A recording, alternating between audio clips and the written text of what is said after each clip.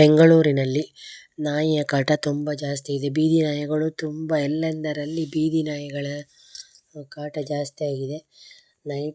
ರಾತ್ರಿ ಹೋದರಂತೂ ಹಿಂದೆಯೇ ಓಡಿ ಬರುತ್ತವೆ. ಹಗಲಲ್ಲೂ ಕೆಲವು ಬೀದಿಗಳಲ್ಲಿ ಓಡಿ ಬರುತ್ತವೆ.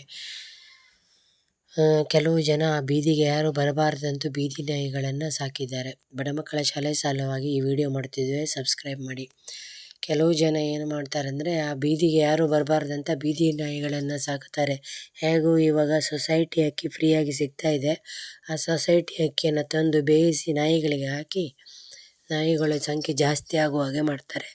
ಅವು ಆ ಬೀದಿಯನ್ನು ಬಿಟ್ಟು ಎಲ್ಲೂ ಹೋಗಲ್ಲ.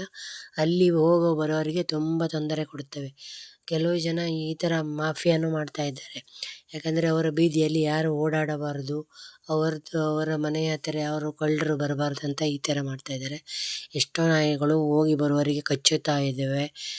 ಆದರೆ ಯಾರು ಸರ್ಕಾರದವರು ಇದನ್ನು ಪರಿಗಣಿಸ್ತಾ ಇಲ್ಲ. ಬರೀ ಕಚ್ಚಲಿಕ್ಕೆ ಬರ್ತಾವೆ ಅಂತ ಹೇಳಿದರೆ, ಕಚ್ಚಿದ್ದಾವೆ ಅಂದರೆ ಬಂದು ಅವರಿಗೆ ಇಂಜೆಕ್ಷನ್ ಕೊಟ್ಬಿಟ್ಟು ಹೋಗ್ತಾರೆ. ಅವುಗಳನ್ನು ಹಿಡ್ಕೊಂಡೋಗಿ ಅವರಿಗೆ ಇಂಜೆಕ್ಷನ್ ಕೊಡ್ತಾರೆ ಅಷ್ಟೇ. ಆದರೆ ನಾಯಿಗಳನ್ನು ತಗೊಂಡು ಹೋಗಲ್ಲ. ಈ ನಾಯಿಗಳದೇ ಒಂದು ದೊಡ್ಡ ಕಾಟ ಆಗಿದೆ ಬೆಂಗಳೂರಿನಲ್ಲಿ. ಬೆಂಗಳೂರು ಸರ್ಕಾರ ಇದು ನೋಡ್ಕೋಬೇಕು. ಸರ್ಕಾರದವರು ಈ ನಾಯಿಗಳೆಲ್ಲ ಹಿಡಿದುಕೊಂಡು ಹೋಗಿ ಒಂದು ಕಡೆ ಝೂ ಥರನೇ ನಾಯಿದು ಒಂದು ಝೂ ಮಾಡಿ ಇಟ್ಬಿಡಬೇಕು. ಇಲ್ಲ ಅಂದರೆ ಈ ಥರ ಎಲ್ಲ ಚಿಕ್ಕ ಚಿಕ್ಕ ಮಕ್ಕಳೆಲ್ಲ ಕಚ್ಚಿ ಸಾಯಿಸ್ತಾ ಇದೆ ನಾಯಿಗಳು. BMP ಅವರು ನಾಯಿನ ತಗೊಂಡು ಹೋಗ್ತಾರೆ, ಇಂಜೆಕ್ಷನ್ ಹಾಕ್ತಾರೆ, ಮತ್ತು ಅದೇ ಸ್ಥಳಕ್ಕೆ ಬಿಡ್ತಾರೆ. ಇದರಿಂದಾಗಿ ಏನು ಪ್ರಯೋಜನ ಇಲ್ಲ.